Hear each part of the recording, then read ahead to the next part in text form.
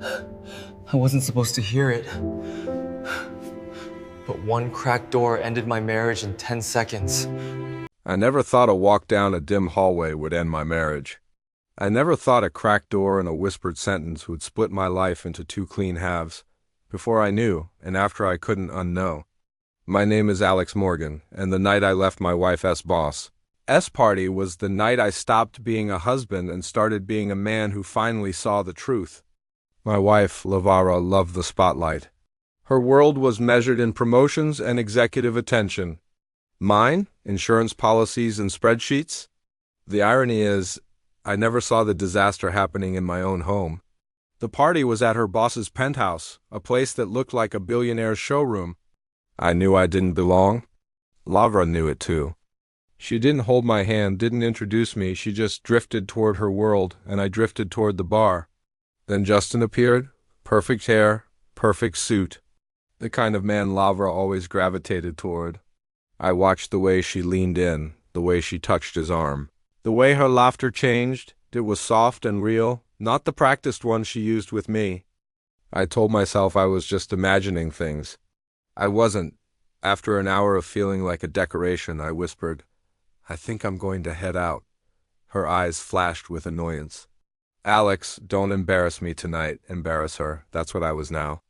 A liability. I said I needed some air and slipped away to the balcony. A coworker found me there and said, "Oh, Lavra and Justin went to Garrett's office down the hall." My stomach dropped. Fate practically shoved me down that hallway. It was dark, lined with cold, distant photos. And then I heard voices from a door cracked open at the end. Laura's voice. Justin's voice. I didn't plan to eavesdrop, but then I heard my name. "If Alex suspects something," Lavar said quietly, "it's a problem." My heart pounded. Justin's voice came next, low and intimate. "Then we need to be more careful. Or pause until the transfer." Pause, not stop. "Justin," Lavara whispered, "I can't pause. You promised me. You said you'd take care of everything with the move." "Move?" Justin replied, "The Austin office is basically confirmed. By July, you'll be regional director. I'll take head of digital strategy. We'll be together." Just like we planned, the room spun. And then the final blow, Laura's voice, flat and practical. "What about Alex? What about him?" Like I was an old sofa being left behind, Justin chuckled. "Maybe this is the perfect chance for a fresh start. For both of you, a fresh start without me, together, in another state. They'd been planning it for months." I backed away, my knees shaking. I walked out of that penthouse, got into my Uber, and when the driver asked how my night was, I just said, "Fine."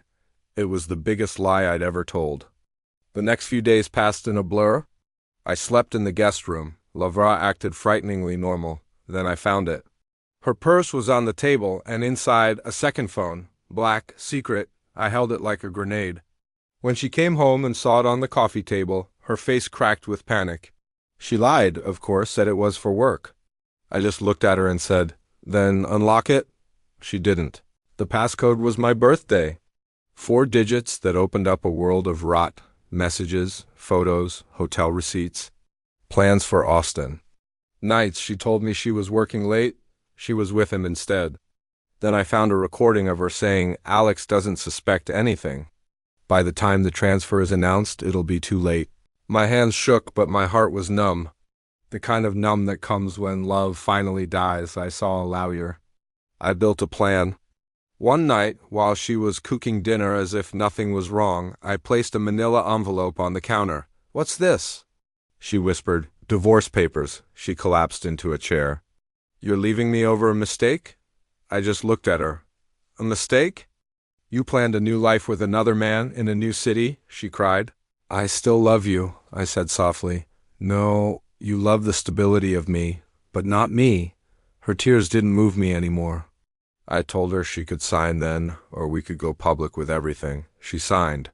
Not out of respect, but because she feared losing her career more. She moved to Austin. Justin followed.